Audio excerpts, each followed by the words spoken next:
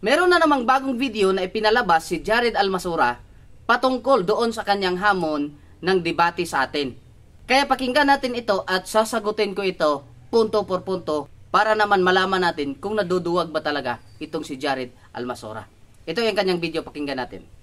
Ayan, ayan, Dan Maas, yung mga sinasabi mo sa social media ating sasagutin. Unang-una, hindi totoong wala akong pamasahe. Unang-una daw, hindi totoo na wala siyang pamasahe. Ibig sabihin, meron talaga siyang pamasahe papunta dito. Ang gusto niya lang mangyari, yung 4 na dadalhin niya, gusto niya ako yung magpapamasahe sa kanila. Ang pinapamamasahihan ko lang, yung 4 kong kasama. Abay, nasaan kaya yung utak nitong si Jared Almasura? Siya ang magdadala ng mga sidekick niya. 4 yung dadalhin niyang sidekick dahil hindi niya siguro kayang harapin ako mag-isa. Pero ang gusto niya, ako yung magpapamasahe sa kanyang dadalhin 4 na kasama. Abay, noon sa naman kadudong.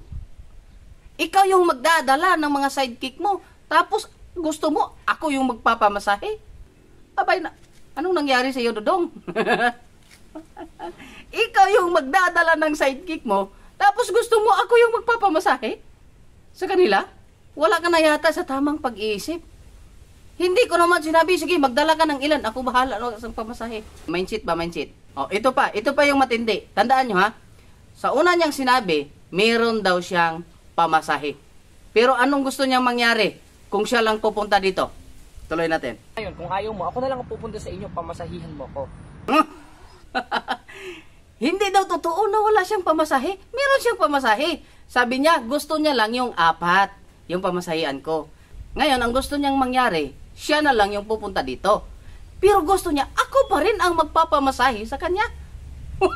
Wala na talaga ito sa tamang pag-iisip si Jared Almasura.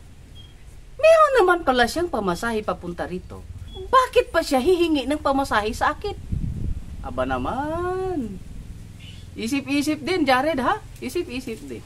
Ikaw yung nagpapalusot at umiiwas sa hamon mong debate na tinanggap ko. Okay, tuloy natin. Diyan tayo gusto mo sa kwarto mo, pe. O, kita mo?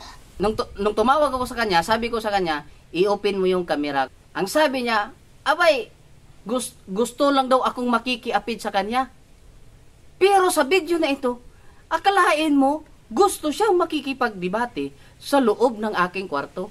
Abay, kabaklaan yan, Jared Almasura. Ikaw pala itong bakla eh. Ang dami-daming pwede natin pag-usapan. Gusto mo sa kwarto ko? Aba, parang may balak kaya ta sa akin, ha? Ha? Ha? Ayaw, cool. Bata pa ko, cool. Basta't lumaban ka lang ng diskusyon eh. Yan kasing mga pinagsasasabi mo, ano na yan, sagot na ng paiwas yan. Ikaw yung sumasagot ng paiwas. Siya yung sumasagot ng paiwas. Matagal ko nang tinanggap yung hamon mong debate. Kaya nga gusto kong makipag-usap sa'yo ng maayos sa Messenger. Para mapag-usapan natin ng maayos. Ikaw naman tong hindi maayos kausap. Gusto mo ng maayos na talakayan. Pero sa Messenger pa lang, hindi ka na marunong makipag-usap ng maayos. Wala nang patutsada pa. Mag-message ka sa akin ulit, tatawagan kita at pag-usapan natin ng maayos. Hindi yung kung ano-ano yung mga talatang pinagbabanggit mo, ikaw naman ang tinitira ng mga talatang pinagbabanggit mo.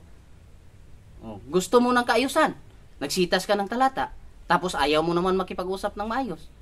Kaya tinitira ka ng mga talatang pinagbabanggit mo.